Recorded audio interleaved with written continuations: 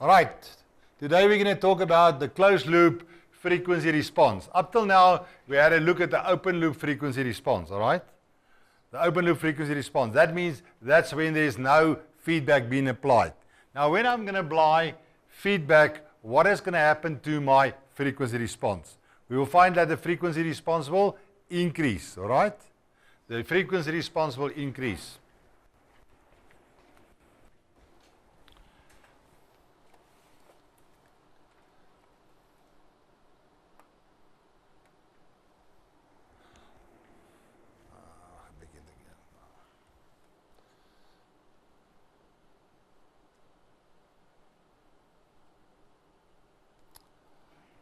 Alright, first of all, we go and look at the closed loop gains. First of all, the closed loop gain of a non-inverting amplifier is equal to 1 plus Rf divided by Rin. The closed loop gain of an inverting amplifier is equal to, or approximately equal to, minus Rf divided by Rin. The minus sign again indicates 180 degrees phase shift between my input and my output. Alright?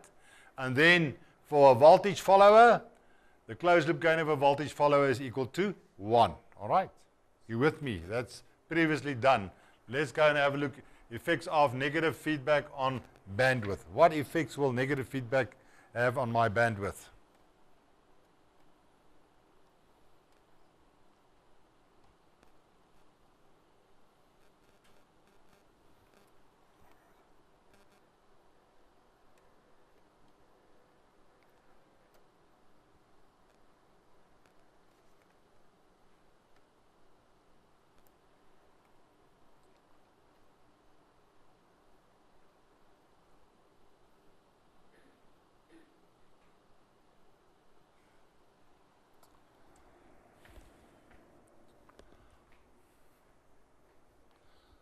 Alright, first of all, if we have a look at the critical frequency, the closed loop critical frequency, that's going to be equal to my critical frequency open loop, that means without any feedback, multiply by 1 plus the attenuation times my open loop mid-range gain. That means that will basically increase by that factor. Alright, and we know it's going to be a fairly large factor.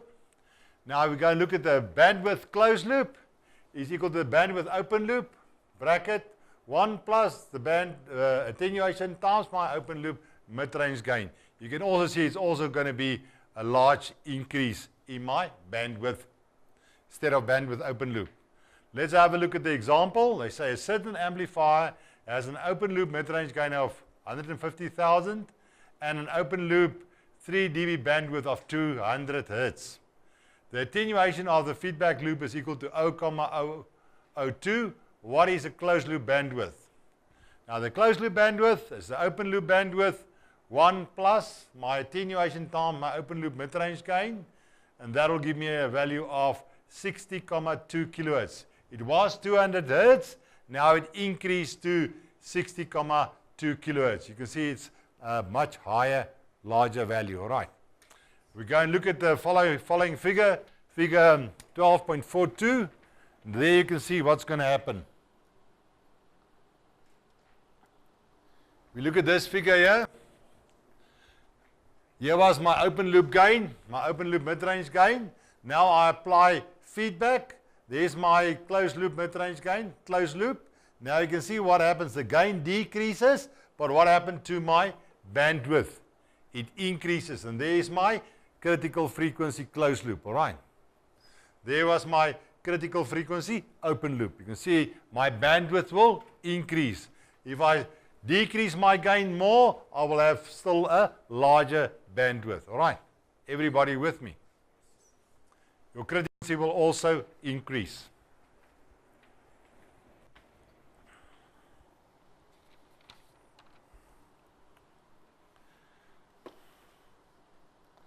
I just want to mention to show you these two equations where they state gain bandwidth product. Let me just move it a little bit down.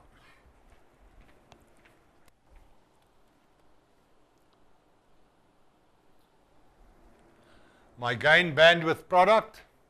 There we can say the closed loop gain times the critical frequency of the closed loop is equal to the open loop gain times the critical frequency of the open loop. All right. And then we talk about our unity gain bandwidth, FT. And we know, where do we get unity gain bandwidth? At 0 dBs, because 0 dBs is equal to 1. And that's where we get FT. And FT is equal to the closed loop gain times my critical frequency closed loop. Right, that will give me FT, my unity gain bandwidth, FT. Just to show you where we had FT from the previous work.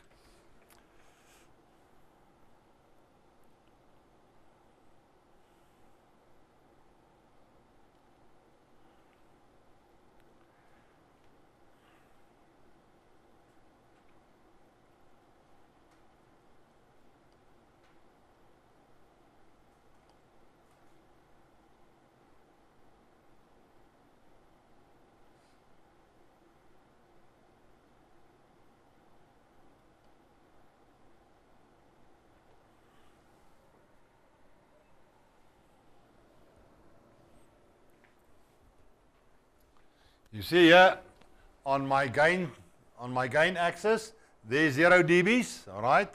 0 dB is equal to 1, and there's my unity gain frequency FT, all right? That's where it cut this axis there. There's my unity gain frequency FT, all right?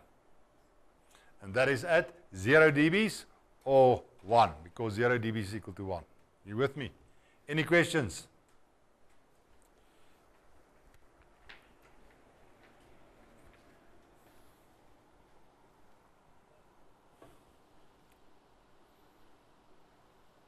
You can look at example 12.12. That's just where they apply these formulas we had a look at. Now we're going to start looking at 12.9. 12.9 is troubleshooting. As the word says, troubleshooting. Hey, students normally like troubleshooting. Why do they like troubleshooting? Because that always gives them troubles. Do you know why? Troubleshooting is quite easy if you first know the operation of the circuit, and if you put a certain input into the circuit, what should the output be, all right? That means you must understand the operation of the circuit, and you should know what the output should look like. If you don't know those things, you won't be able to do troubleshooting, all right? First of all, you must identify the circuit, and you say, all right, this is the input, this output should look like this, and then if it doesn't look like that, what is the possible problem or cause? All right.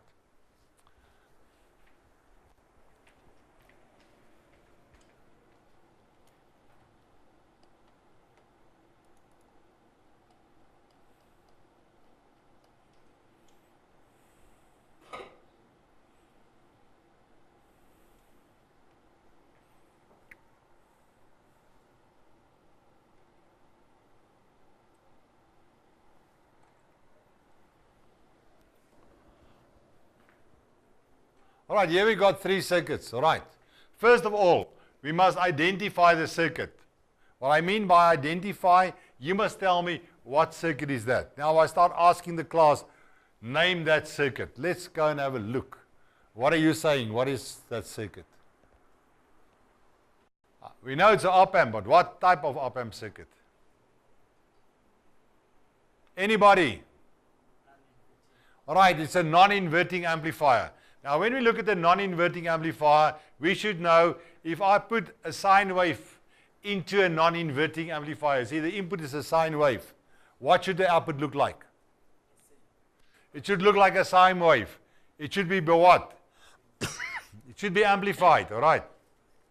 The input and the output should be in phase, all right? You should know it should be amplified. The input and the output should be in phase, all right?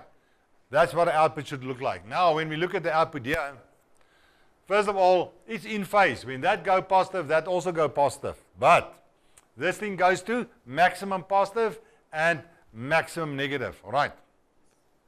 That means if it goes to the limits, what does it tell me? What is a possible cause? No feedback. There's no feedback, all right? You can see that RF is open. That means there's no feedback. I got a reference of 0. That means it's going to compare the input signal to 0. When it goes above 0, it will go to maximum.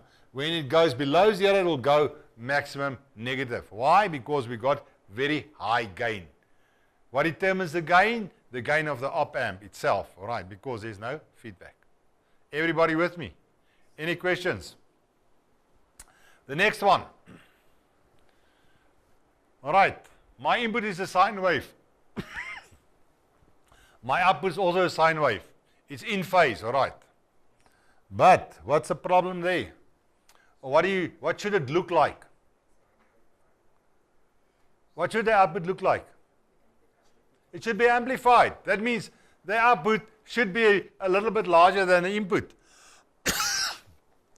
But it isn't larger, it's exactly the same size. What circuit will give me that condition?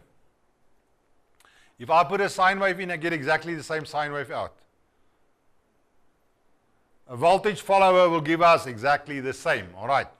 Now, if you have a look here, what happens here? R in is open, all right, and the output is connected to my input. That means it will act like a voltage follower. That means the possible mistake here or fault, R in is open. All right, you with me?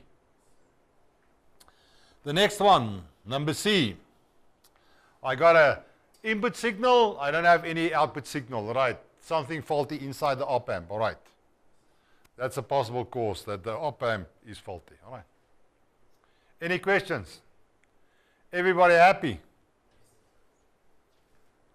That's why I repeat, you should know the operation of the device, and you should know what an output should look like for a certain input. Then you can do fault finding.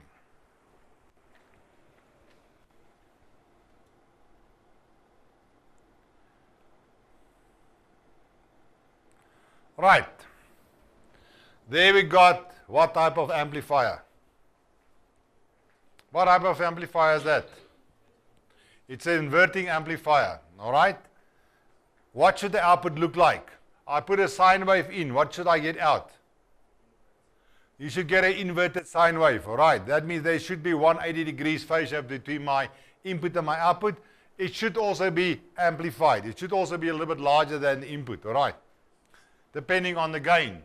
But now if I have a look at this, first of all, when my input goes positive, output goes negative 180 degrees. All right, go negative maximum value. That means it shows there's 180 degrees phase shift, all right? When my input goes negative, the output goes positive maximum. All right? You with me? All right, now, what does it show you when it goes to the maximum values? There's no feedback. RF is open. Now it acts like a comparator. Chapter 13, we will start with the comparators. All right, we didn't do comparators, but what it actually do, it compares the input signal with my reference. When it goes above my reference, the output will go negative maximum. When it goes below my reference, the output will go maximum positive. All right. It acts like a comparator. The next one, I got an input signal, I don't have any output signal. It can, the most possible fault that R in is open, all right. That is troubleshooting. I repeat, very important. You should know to identify the circuit. You should know for a certain input what the output should look like, all right. And then you can start looking for the fault, all right. If you don't know the operation of the circuit, it's going to be very difficult to do any fault finding. That's why I like to ask these questions, because students, then I can check with a very small question if you know what's going on.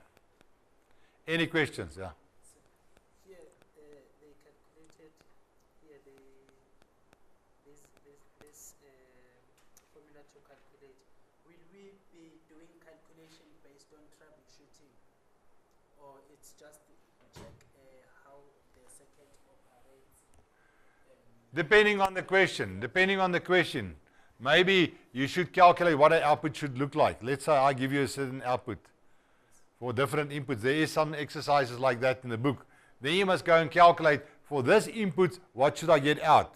And maybe I give you a faulty output. Then you must say, all right, due to this faulty output, what is the problem? Maybe that resistor is open or that resistance, they got a problem. All right. That means it can be. There is some exercises at the back. I already asked some of those questions in the exam. We have to do calculations to get the correct output. All right. Or I give you an output, and then you must go and determine what is the cause so that that output is looking that. Why is the output looking like that? That will give you, then you must find the faulty condition. All right. Any other questions? Any other questions? All right, next time.